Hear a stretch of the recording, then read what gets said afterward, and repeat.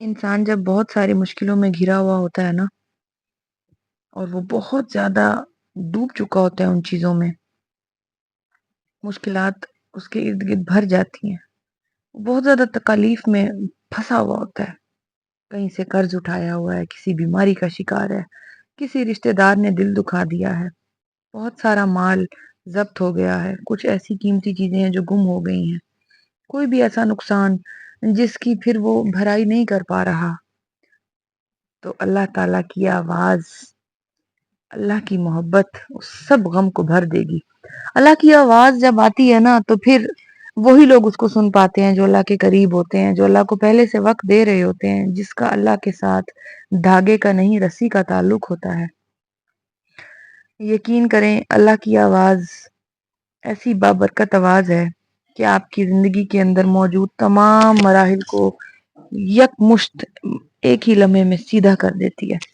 اور آپ وہ ہر چیز پا لیتے ہیں جو آپ کو چاہیے، جس کے لیے آپ کب سے دعا گو ہیں۔ اللہ کی آواز آپ کی زندگی میں بہت بڑی اہمیت رکھتی ہے۔ آپ اسے پکارتے ہیں اور سوچتے ہیں کہ ایک دن اس کی آواز آ جائے گی، اور جب اس کا جواب آ جاتا ہے اور آپ کے سارے مسائل سلجھ جاتے ہیں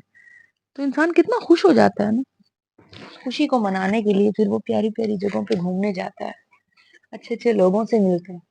اور اپنی عبادات کو اور زیادہ بڑھا لیتا ہے۔ پھر اللہ اور خوش ہو جاتا ہے اس سے کہ واہ بھائی واہ،